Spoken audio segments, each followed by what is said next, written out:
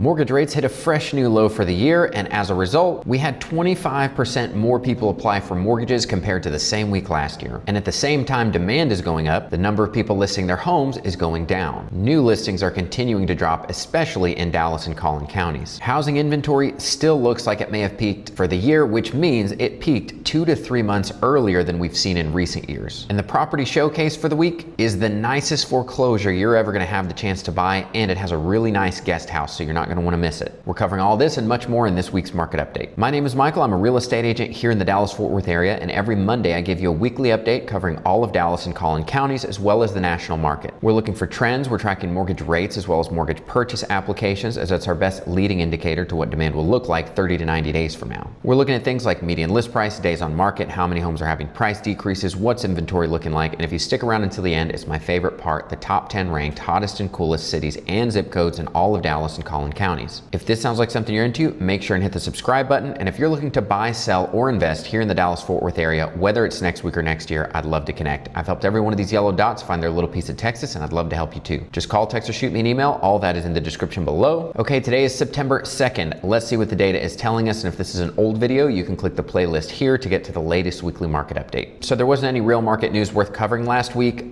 Next week there will be, because we're about to get the new jobs report. So next week there's definitely going to be a market news segment. But this week, I just wanted to spend the time showcasing this incredible property, and I just have a feeling this one is going to be perfect for one of you watching. If you need a detached guest house, either for your aging parents or you just want a little income producing property to help offset your mortgage, then this is it. This is the nicest foreclosure you're ever going to have the chance to buy here in Dallas. And in the past, I've actually helped several clients target properties specifically like this, because if you can find a little $1,500 a month guest house to help offset the mortgage, then that's going to help you get into a much nicer neighborhood and nicer house than you could afford otherwise. In fact, having $1,500 a month cash flow would literally let you afford about $200,000 more house, which obviously means you can look in much nicer locations. But this one has a spacious 2,665 square foot, 4-bed, 2.5 bath main house, and a 672 square foot guest house in the back, and they're both nicely renovated. And you can see this is a true guest house with its own separate fenced-in backyard, and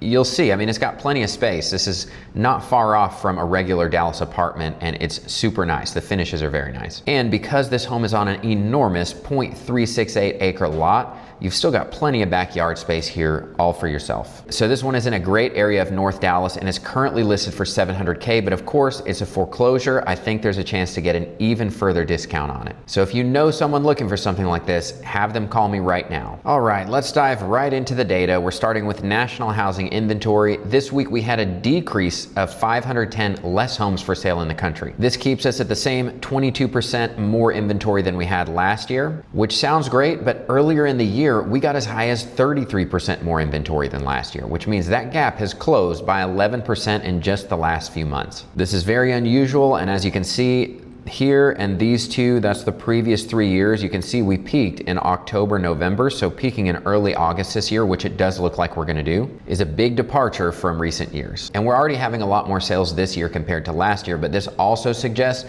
that there has been a lot more demand waiting on the sidelines that's already approved and ready to go. And with these rates dropping, they're really starting to eat into that supply, so that instead of going up, it's now going flat. The next step would be, if rates continue low, it's going to come down soon. So again, unless mortgage rates go back up, I think we've probably seen the inventory peak for the year, but we decreased barely to 860,728 homes available for sale in the country.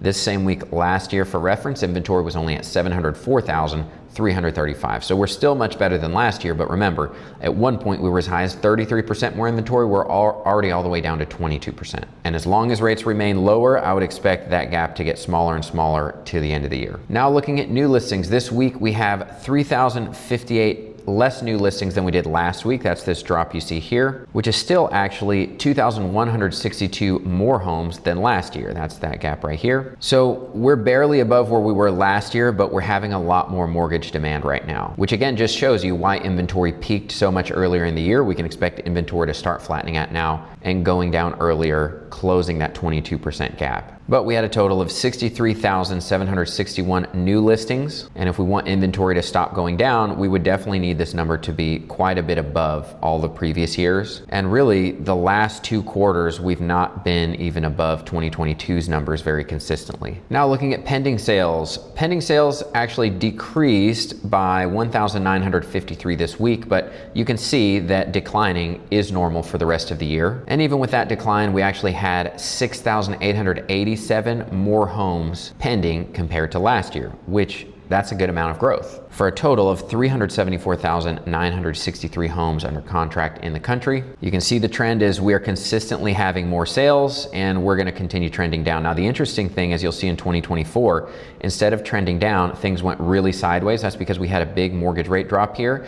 It's possible that we're going to get something like that again this year and do the same sideways and still end up above 24. Now moving on to new contracts just for US single family homes. This week, new contracts decreased by 1,010 homes, but we still had 1,446 more homes contract than we did last year, for a total of 65,701 new single family contracts. Then the last thing we cover nationally is a percentage of homes having price decreases. Every year it's normal for a third of homes to take a price cut before selling. Looking at the national chart, we've been pretty flat for several weeks now. We were right flat at 42 the last couple weeks.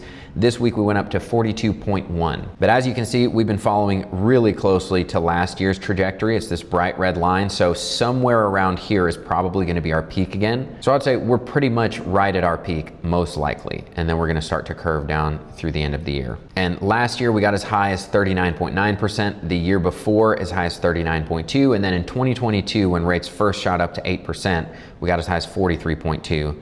But just so you know, if you want prices to come down further, this number would need to keep going up, and I don't think it's going to go up anymore. I mean, we can see that inventory has already peaked and it's starting to drop. New listings are dropping and mortgage demand is coming in. So slowly you're going to start to see this thing shift down. There's going to be less price cuts, less home on the market, more people buying. And I've been saying this for the last few weeks, but if you're a home buyer hoping to get a big discount, right now is the best time that you've had in the last 5 years. And really between now and whenever mortgage rates drop closer to 6%, which probably is going to be somewhere in the middle of next year, this is your best chance at getting a big discount. The most obvious way to put it is if you see supply starting to go back down and demand starting to go up, then you can expect there are not going to be price cuts. All right, moving on to mortgage rates. We started last week at a 6.54 and we got all the way down to our lowest for the year, which was 6.5, and then it looks like we started out this week again right at a 6.5. So these are the lowest mortgage rates we've seen the entire year. Then looking at mortgage purchase applications, this week we had a 2% week-to-week increase, which actually puts us at a 25% year-over-year increase in the number of people applying for mortgages this week, which gives us 27 straight weeks of positive year-over-year growth. But I've been saying it for more than a year now, and I still believe it. There's no reason to believe mortgage demand is going to grow significantly, which should be much higher than this, with rates this high. Real demand is going to come in once rates get at or below 6% for a sustained period of time, which is why you still see a ton of new construction offering rates below 6%, and they've been selling a lot more efficiently than pre-owned homes for years now. And keep in mind, this data helps you understand what's going to happen 30 to 90 days from now, because that's about how long it takes for people to close on their house. So you can see back here, we started seeing, okay, more people are applying, and then later on you saw it in the pending sales data 30 to 90 days from now. We've been consistently having more sales than last year. And what this is telling you is we're going to continue consistently having more sales. And even a lot of the people who were getting approved back here, but rates were still high, now they're seeing rates coming down, and now they're going to step back into the market if they had stepped out previously. Because a lot of people will get approved and then they'll be like, you know what, it's just too expensive. And from here, rates have already dropped 0.5%. So long story short, just another way to see demand for houses is coming in at the same time that supply is dropping once again. All right, now we're moving on to the local markets, starting with the MLS data of Dallas County. We only had 488 new listings this week. You can see how quickly things are dropping.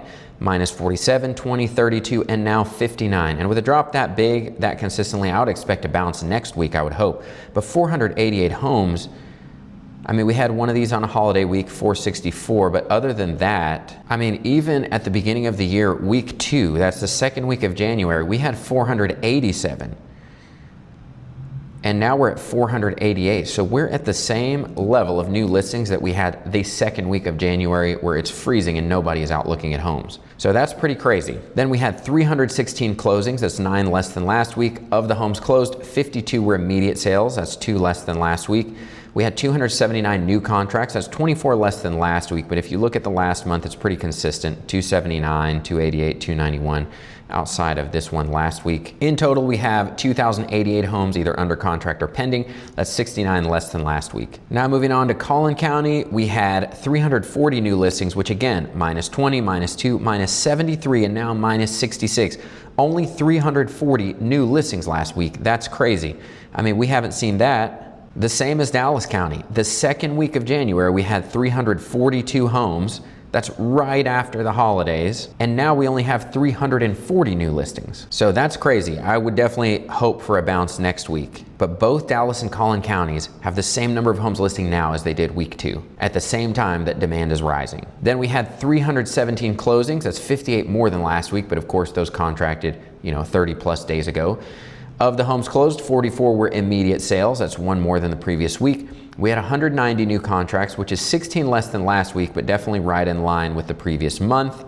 See 192, 173, so 190 is right in that ballpark. We just had an anomaly week last week. And in total, there are 1,878 homes either under contract or pending. That's 93 less than last week. So the big news here, as well as nationally, although this is way more exaggerated than what we're seeing nationally, is new listings are dropping at the same time that rates are dropping and demand is coming back in. So all of this should be evidence to you that it looks like there is a shift where supply is going to start to decrease as demand is increasing, which means you're not going to see the same price drops you've been seeing moving forward. All right, now we're moving on to the market action index, starting with Dallas County. If you've never seen it, it takes into account all this data, puts it into one easy to read graphic with a number. Anything at 30 or below is a buyer's market. Above that, we're asking how much of a seller's market are we in. Dallas County is at a 35, which is a slight seller's advantage. We've been 35, 36 for a long time now. We just use this to see, are things looking normal or are things looking weird that we should be concerned about? And what's happening this time of the year, what should happen is things should just be gradually cooling off. Prices should be coming down. Everything is just slowing from here through the end of the year. We just passed the summer selling season. So starting with median list price, you can see we had a big drop from the 15th to the 22nd, and that's definitely sharper than what we've seen. It's been very gradual, and I was expecting a bounce this week to get us a little closer to where we were on August 15th, but instead we stayed entirely flat. But even so, if we remain at this 400, that's still normal because